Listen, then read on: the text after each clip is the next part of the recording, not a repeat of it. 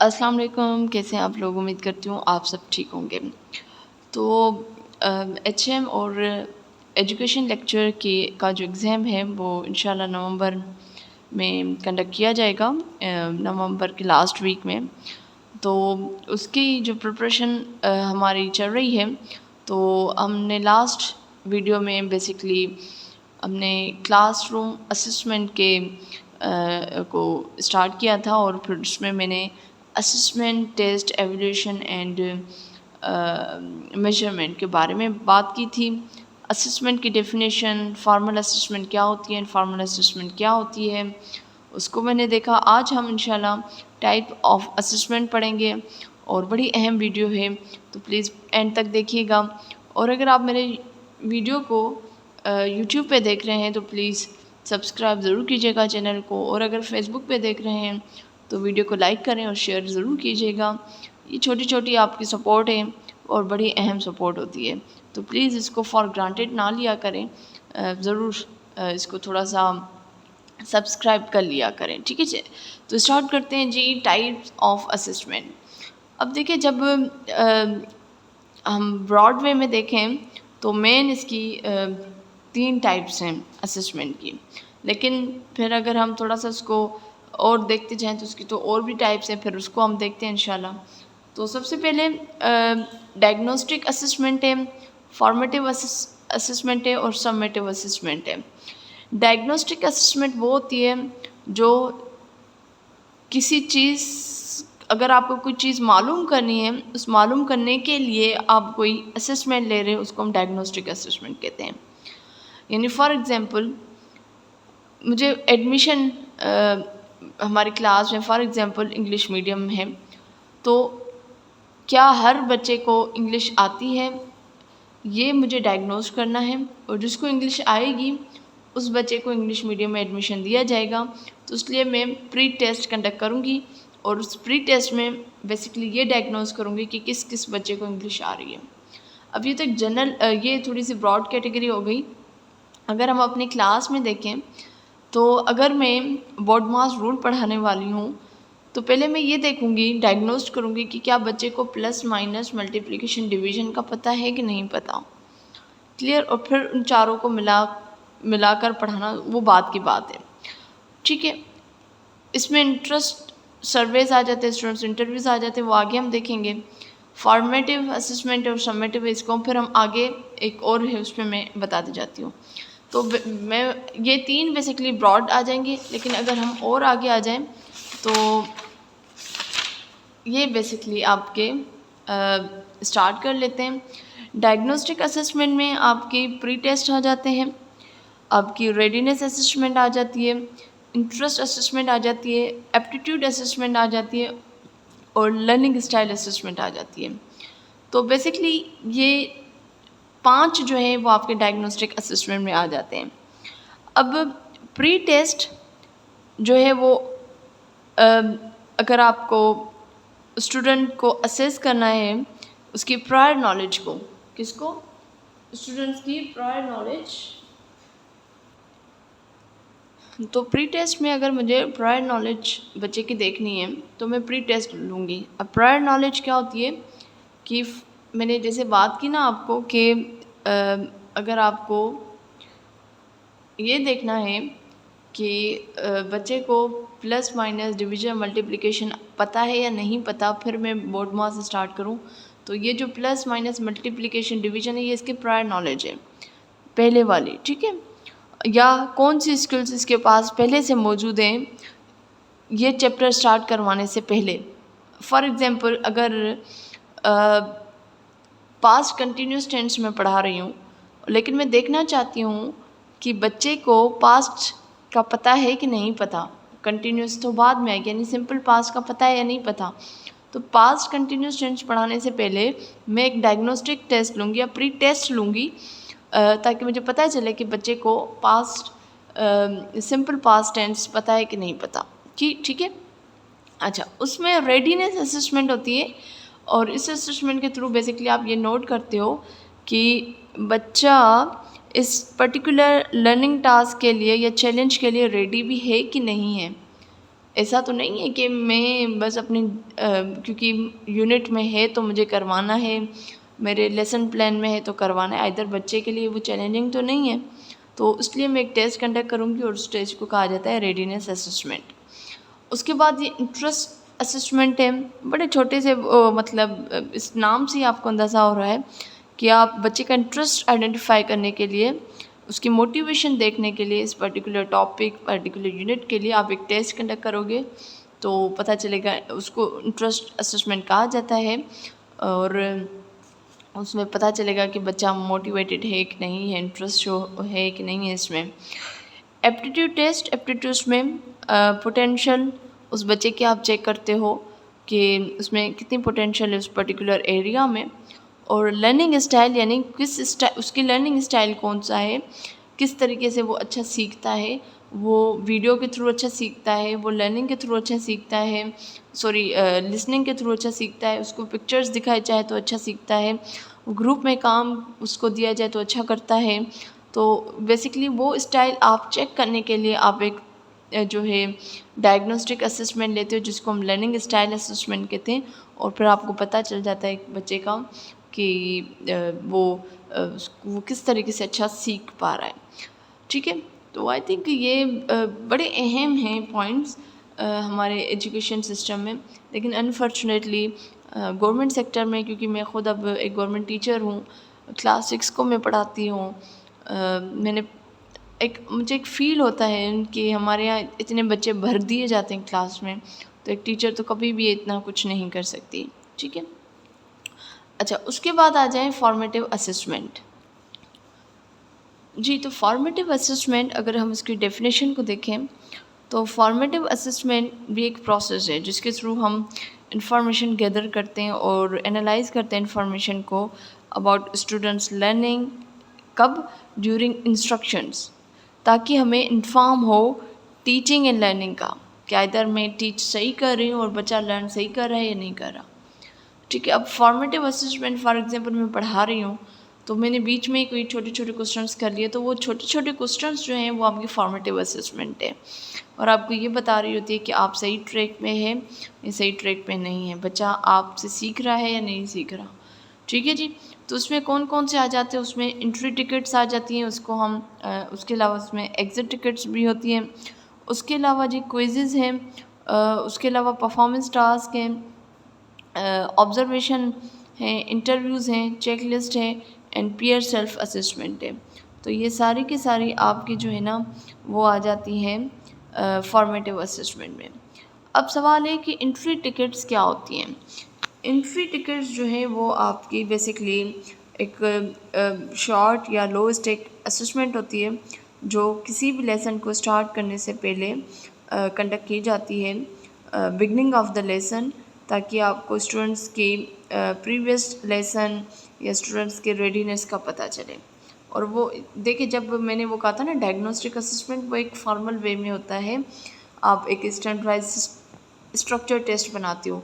लेकिन entry tickets में क्या होता है, आप खड़े खड़े कुछ सवाल पूछ लो, ठीक है, और फिर आपको पता चलेगा कि बच्चा रेडी है कि नहीं है। ठीक है, एग्ज़िट टिकट्स में क्या है, एग्ज़िट टिकट्स में ये होता है कि at the end of the lesson आपने सवाल कर लिए और फिर आपको ये पता चलेगा कि बच्चे ने सही अंडरस्टैंड किया है या नहीं किया और कौन से एरियाज़ हैं जिसमें उसको एडिशनल सपोर्ट की ज़रूरत है। क्विज़ की तरफ आ जाए तो ये शॉर्ट फॉर्मल असेसमेंट होती है, इसमें स्टूडेंट्स की स्पेसिफिक टॉपिक या कॉन्सेप्ट पे आप क्विज़ लेते हैं और फिर आपको इन्फॉर्मेशन मिलती है उस स्पेसिफिक टॉपिक या कॉन्सेप्ट के कि उसने सही अंडरस्टैंड किया है कि नहीं किया।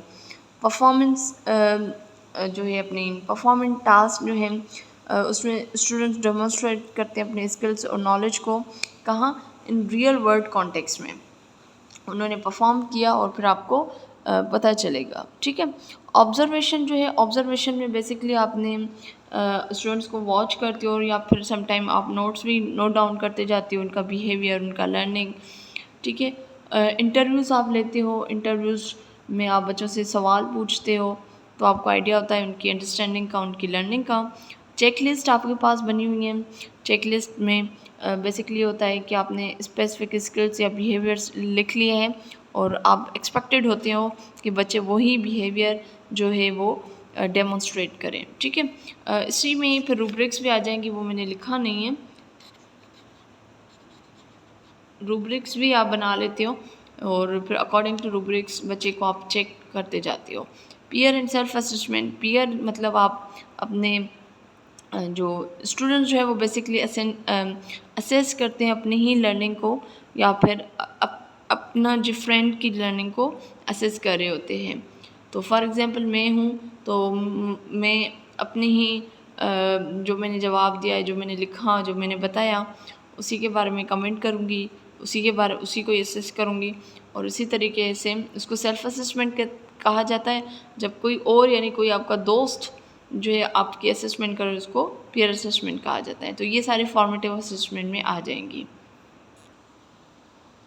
उसके बाद ये समेटिव असेसमेंट है। समेटिव असेसमेंट में आप सबमिट करवाती हो जो भी आपकी स्टूडेंट्स की इंफॉर्मेशन होती है उसको। अब जैसे फॉर एग्ज़ाम्पल मैंने टेस्ट कंडक्ट किया, मैं जैसे अगर मैं इसको एक्सप्लेन करूँ तो आपको आइडिया होता जाएगा। इसमें आपके यूनिट टेस्ट आ जाते हैं, कम्युलेटिव एग्ज़ाम्स आ जाते हैं, फाइनल एग्ज़ाम्स आ जाते हैं, स्टैंडर्डाइज्ड टेस्ट आ जाता है, पोर्टफोलियोज़ आ जाते हैं, कल्मिनेटिंग प्रोजेक्ट्स आ जाते हैं, या कैपस्टोन प्रोजेक्ट्स आ जाते हैं। अब यूनिट टेस्ट ऐसे होता है कि फॉर एग्ज़ाम्पल आपका यूनिट कंप्लीट हुआ, आप टीचर ने आपसे टेस्ट कंडक्ट किया, आपको मार्क्स असाइन किए और वो फिर जमा कर दिए जाएंगे आपकी प्रिंसिपल को या आपके पेरेंट्स को, आपके जो भी जिनसे आपका कंसर्न उनको, आपको भी, इवन आप मीन्स स्टूडेंट्स को जो है फिर ये जमा किए जाते हैं, आपने इस यूनिट में इतना स्कोर किया है। ठीक है, कम्युलेटिव एग्ज़ाम्स जो होते हैं वो मेजर किए जाते हैं बेसिकली स्टूडेंट्स की understanding of the entire course. उसमें कोई एक पर्टिकुलर यूनिट की बात नहीं होती बल्कि इंटायर कोर्स की बात हो रही होती है। फाइनल एग्ज़ाम्स आपको पता है स्टूडेंट्स की ओवरऑल अंडरस्टैंडिंग देखी जाती है उस कोर्स की या प्रोग्राम की, कि अब बच्चा नेक्स्ट स्टेप पे जाने के लिए रेडी है कि नहीं है। ठीक है, स्टैंडर्डाइज्ड टेस्ट जैसे फॉर एग्ज़ाम्पल हमारे यहाँ 6 में जैसे एग्ज़ाम्स लिए जाते हैं, या फिर उसके अलावा जैसे हम ये कहें कि जैसे हमारे यहाँ एक पहले होता था, लास्ट 2 इयर्स से था, सेट का था, एक एग्ज़ाम कंडक्ट किया जाता था। आई थिंक वो आईबीए के थ्रू होता था और फिर गवर्नमेंट स्कूल्स में 6 क्लास 8 क्लास तक वो सेट एग्ज़ाम कंडक्ट करता था और फिर उसको हम स्टैंडर्डाइज्ड टेस्ट कहते थे। और फिर वो स्कोर जो होता था वो बेसिकली कंपेयर किया जाता था कि आइदर जो हमारा एजुकेशन पॉलिसी है उस मुताबिक हमारे जो एजुकेशन है वो सही जा रही कि नहीं जा रही। तो आई थिंक ये सेट स्कोर भी बड़ा अहम रोल प्ले कर रहा है जो आज हम हमारे एजुकेशन सिस्टम पे इतनी चेंजेस आ रहे हैं, स्पेशली सिंध में। आप देखें साइंस लैब की तरफ देखें, क्योंकि फिर उनका जो क्वेश्चन बनाने का पैटर्न था वो बड़ा मुख्तलिफ था।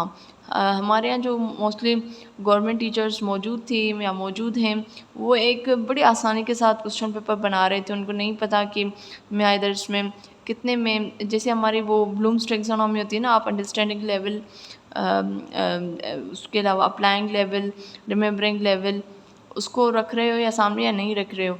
हमारे यहाँ ज़्यादातर ऐसा हो रहा था कि रिमेंबरिंग लेवल के ऊपर ही सारे क्वेश्चंस बनाए जा रहे थे। तो सेट भी बड़ा अहम रोल प्ले कर रहा है आज हमारी सिंध एजुकेशन में जो चेंजेस आ रही हैं। ठीक है, उसके बाद हम बात करेंगे पोर्टफोलियो। ये बेसिकली कलेक्शन होती है स्टूडेंट्स के काम की, एक फ़ाइल में है वो अटैच की जाती है। लर्निंग पीरियड के दौरान उसने क्या क्या किया, कैसे किया, वो सारा जो पोर्टफोलियो बनाया जाता है और उसको भी असेस किया जाता है, तो वो भी सबमिटिव में आ जाता है। ठीक है, कल्मिनेटिंग प्रोजेक्ट्स जो होते हैं वो बेसिकली लार्ज होते हैं, कॉम्प्लेक्स प्रोजेक्ट्स होते हैं और at the end of the course basically या प्रोग्राम वो स्टूडेंट्स को सबमिट करवाए जाते हैं।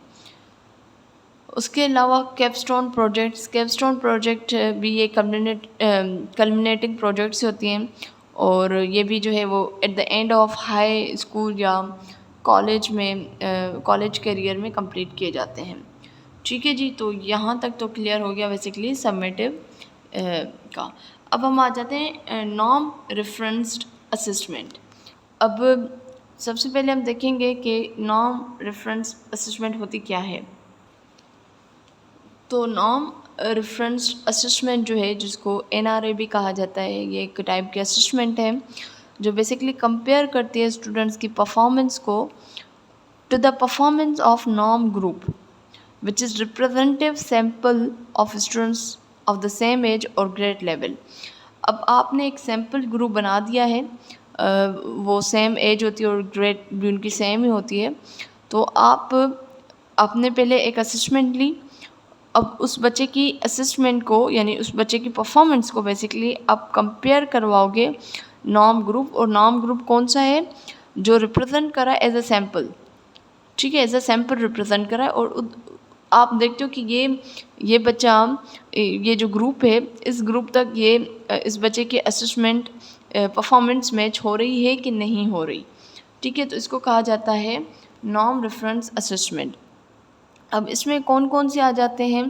इसमें बेसिकली आपकी स्टैंडर्डाइज्ड टेस्ट इसमें भी आ जाती है, उसके अलावा ग्रेड इक्विवेलेंट स्कोर्स इसमें आ जाता है, और फिर परसेंटाइल रैंक्स इसमें आ जाते हैं। अब स्टैंडर्डाइज्ड टेस्ट इसमें कौन से आ जाते हैं? बेसिकली ये जैसे मैंने पहले बताया था, जैसे सेट का मैंने एग्जांपल दिया, तो अब इसमें बेसिकली इस तरीके से होता है कि जो एडमिनिस्ट्रेटर होता है to a large group of students, उसको इस्टेब्लिश किया जाता है। फॉर एग्जांपल मैं इसको थोड़ा सा ट्राई करें अंडरस्टैंड करने की, कि एक ग्रुप है और उस ग्रुप ने एक नॉर्म इस्टेब्लिश कर दिया है कि ये जो ग्रुप है इसने यहाँ तक स्कोर किया है। अब जो एक बच्चा है, आपने उसकी असेसमेंट ली और आपने नॉर्म रेफरेंस असेसमेंट ली, अब आप उस बच्चे की जो परफॉर्मेंस है उस पर्टिकुलर ग्रुप के साथ आप मैच कर रहे हो, तो उसको हम स्टैंडर्डाइज्ड टेस्ट कहेंगे। आई होप मैंने सही इसको अंडरस्टैंड करवाया है। उसके बाद ग्रेड इक्विवेलेंट स्कोर अगर हम देखें तो ये इंडिकेट करता है स्टूडेंट्स की परफॉर्मेंस को relative to other students in the same grade level. अब हमने जो पहले स्टैंडर्ड टेस्ट देखा था वो भी सेम लेवल ही था, लेकिन वो एज ए सैम्पल था। लेकिन यहाँ पे आप सेम मतलब दूसरे स्टूडेंट्स लेकिन सेम ग्रेड लेवल के हों, उनके साथ आप उनकी कंपैरिजन करते हो। और परसेंटाइल रैंक, जिसमें आप पर्टिकुलर रेफरेंस ग्रुप का दे रहे होते हो कि उसने इतना स्कोर, उनका स्कोर आप इंडिकेट कर रहे होते हो students performance related to other students in a particular reference group. I hope मैं ये थोड़ा सही समझा पाई हूँ, ठीक है, लेकिन कोशिश मैंने पूरी की है। बड़े टेक्निकल चीज़ें हैं लेकिन बड़ी अहम चीज़ें हैं। अच्छा, उसके बाद आ जाएं हम क्राइटेरियन रेफरेंस असेसमेंट। अब क्राइटेरियन से ही आप अंदाज़ा लगाएं कि आपने एक ऑलरेडी क्राइटेरिया बना दिया है और उसके बेसिस पे ही आप बच्चों को असेस कर रहे हो। अब इसमें आपके रूब्रिक्स आ जाएंगे, चेकलिस्ट आ जाएंगी, परफॉर्मेंस बेस्ड असेसमेंट आ जाएगी या मास्टरी टेस्ट आ जाएगी। अब रूब्रिक्स क्या होती हैं कि आप एक किस्म के आप पहले ही अपना माइंड बना लेते हो कि मैं बच्चों की ये चीज़ें असेस करूँगी, ठीक है। फॉर एग्ज़ाम्पल एक एप्लीकेशन है, बच्चे को मैंने क्वेश्चन दिया है कि write an application for to your class teacher for 1 day, ठीक है। अब मैंने ऑलरेडी बच्चे को क्वेश्चन के साथ मैंने रूब्रिक्स दे दिए, टोटल 5 मार्क्स हैं, तो मैंने बच्चे को कहा है कि 5 मार्क्स आपकी कंटेंट नॉलेज पे होगा, 2 मार्क्स आपकी जो फॉर्मेशन है उस पर होगा, 2 मार्क्स राइटिंग स्टाइल पे होगा और 1 हम किसी और पे रख देते हैं। तो ये रूब्रिक्स हैं और ये बच्चे को अवेयर हैं। अब उस रूब्रिक्स की बेसिस पे अगर कंटेंट में कोई मसला होगा तो उन 5 में से मैं कुछ मार्क्स काटूंगी, फॉर्मेशन में मसला होगा उस 2 में से मैं मार्क्स काटूंगी, ठीक है। आई होप पॉइंट क्लियर हो गया होगा। चेकलिस्ट भी उसी तरीके से होता है, लेकिन उसमें स्पेसिफिक स्किल्स या बिहेवियर आपको देखने होते हैं कि बच्चे के आपने जो देखने हैं, आप चाहते हैं कि बच्चे डेमोस्ट्रेट करें। अगर नहीं कर पा रहा तो आप जाहिर सी बात उस चेकलिस्ट पे नो करेंगे, काटा लगाएंगे, अगर कर रहा है तो येस करेंगे। परफॉर्मेंस बेस्ड असेसमेंट, इसमें भी यही होता है कि स्टूडेंट जो है डेमोस्ट्रेट करे स्किल्स नॉलेज अपने रियल वर्ल्ड कॉन्टेक्स्ट में, यानी जब वो रियल वर्ल्ड में उसको कोई प्रॉब्लम आ रहा है तो अपने उस नॉलेज को यूज़ करते हुए उस मसले को हल करें, तो इसको हम परफॉर्मेंस बेस्ड असेसमेंट कहते हैं। मास्टरी टेस्ट ये होती है कि वो ये मेजर करती है कि स्टूडेंट्स जो है वो मास्टर्ड है पर्टिकुलर स्किल या कॉन्सेप्ट में या नहीं, उसको मास्टरी है कि नहीं है, ठीक है। अच्छा, उसके बाद है जी एप्सेटिव असेसमेंट। उसको मैंने पीछे लिखा है, यहाँ पे देख लें। बेसिकली इसमें क्या होती है, आप कंपेयर करते हो students current performance to the past performance. मतलब स्टूडेंट्स की अब की परफॉर्मेंस को और पिछले की परफॉर्मेंस को आप तो इसमें सेल्फ असेसमेंट भी आ सकती है, पीयर असेसमेंट भी आ सकती है और पोर्टफोलियो भी आ सकता है, ठीक है। सेल्फ असेसमेंट वही बात है, बच्चा खुद अपनी लर्निंग को देखेगा कि मुझे पहले ये आ रहा था, नहीं आ रहा था, अब आ रहा है कि नहीं आ रहा। पीयर असेसमेंट अपना फ्रेंड उसको बताएगा कि अब आप सही ट्रैक पे जा रहे हो, नहीं जा रहे हो। पोर्टफोलियो वो असेस करेगा over a period of time अपने ही काम को, ठीक है। उसके बाद अथेंटिक असेसमेंट आ जाए। अथेंटिक असेसमेंट में आपकी परफॉर्मेंस टास्क आ जाते हैं, रियल वर्ल्ड प्रोजेक्ट आ जाते हैं, उसके अलावा सिमुलेशंस आ जाती हैं और केस स्टडी आ जाती है। अब परफॉर्मेंस टास्क क्या होती है, उसमें वही बातें, बहुत सी बातें रिपीट हो रही हैं। उसमें परफॉर्मेंस टास्क वही है जैसे हमने ऊपर बात की थी, परफॉर्मेंस बेस्ड असेसमेंट कि रियल लाइफ में, रियल कॉन्टेक्स्ट में वो अपनी नॉलेज को शो करेगा और मसले को हल करेगा। रियल वर्ल्ड प्रोजेक्ट्स उसको दिए जाएंगे। फॉर एग्ज़ाम्पल देखिए, जैसे अगर हम बात करें कि डिफॉरेस्ट्रेशन है, इन्वायरमेंट चेंजेस है, तो उसके ऊपर कोई ना कोई प्रोजेक्ट बनाएगा। सिमुलेशन देखें तो उसमें सिमुलेट करेगा रियल वर्ल्ड एक्सपीरियंसेस को, और केस स्टडी देखें तो एनालाइज करेगा जिसमें students require students to analyze and solve real world case studies. आप बच्चे को केस स्टडीज़ देंगे और फिर उस हिसाब से वो बच्चे को आप असेस करोगे। अब इनडायरेक्ट असेसमेंट और डायरेक्ट असेसमेंट, आप नाम से ही अंदाज़ा हो रहा होगा कि डायरेक्ट असेसमेंट फॉर्मल वे में होगा और आपका मतलब पर्पस भी यही है कि असेसमेंट ही लेनी है। और उसमें भी देखिए इस तरीके से जो है वही बातें रिपीट हो रही हैं, तो इसलिए मैं सिर्फ आपको मेंशन करवा देती हूँ कि आप उसमें ओपन एंडेड क्वेश्चंस करते हो और उसके अलावा एसेज होते हैं, यानी वो बच्चे के ऊपर जो भी उसके पास नॉलेज है वो आपसे शेयर कर रहा होता है। और इनडायरेक्ट में एमसीक्यूज़ होते हैं, ट्रू फॉल्स होते हैं, मतलब आप उसको इतना चांस नहीं देते हो कि वो अपनी बात को एक्सप्लेन कर सके, बस सही गलत का आप फैसला कर रहे होते हो उसमें। ट्रू फॉल्स, सही है तो सही, उसमें मार्क्स आ जाएंगे, एक गलत तो गलत, ठीक है। तो ये आपके टाइप ऑफ असेसमेंट हो गए। इसमें बहुत सी बातें जो है वो रिपीटेशंस भी होती हैं, ठीक है। अब इसी में इसको बड़ा कंपोनेंट्स कौन से होते हैं असेसमेंट के, उसको आप देखें। लर्निंग ऑब्जेक्टिव्स होते हैं, यानी the learning objectives are specific skills और knowledge that the assessment is design to measure. अब लर्निंग ऑब्जेक्टिव्स, फॉर एग्जांपल मेरा लर्निंग आउटकम ऑब्जेक्टिव ये है कि एक बच्चा पास्ट कंटिन्यूस टेंस का सेंटेंस बना ले, ठीक है। तो अब मैं असेसमेंट जो मैं बनाऊंगी वो भी यही बनाऊंगी कि वो असेसमेंट भी यही मुझे मालूम करके दे कि बच्चे को पास्ट कंटिन्यूस आ रहा है। ये बड़ा अहम है। आप लेसन प्लान देखें, उसमें आपका लर्निंग आउटकम्स होता है, यानी लर्निंग ऑब्जेक्टिव्स होते हैं जिसको हम स्टूडेंट लर्निंग आउटकम्स कहते हैं, SLOs कहते हैं। एक्टिविटी होती है और असेसमेंट होती है, तीन चीज़ें, और तीनों चीज़ें अलाइन होनी चाहिए। अगर तीनों अलाइन नहीं है तो फिर मसला हो सकता है, ठीक है। तो लर्निंग ऑब्जेक्टिव्स में आपका, मैंने जैसे बात की कि जो भी आप स्किल आपने टीच किया और टीचिंग के थ्रू आपने वो स्किल्स डेवलप करवाई, तो अब असेसमेंट भी वही स्किल असेस करके दे। ऐसा नहीं है कि आपने स्किल सिखाई कुछ है और आपका असेसमेंट टूल कुछ और स्किल जो है वो आपको असेस करके दे रहा है। इसका एक और एग्जांपल मैं आपको दे दूं।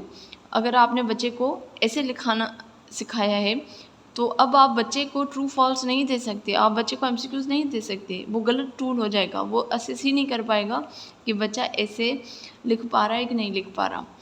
अच्छा, उसके बाद assessment task are the activity that students complete to demonstrate their learning, ठीक है। अब आपने फॉर एग्जाम्पल आपने पढ़ा लिया, अब आप बच्चे को असेसमेंट टास्क दें ताकि बच्चा ये डेमोस्ट्रेट करे कि उसने सही सीखा है कि नहीं सीखा।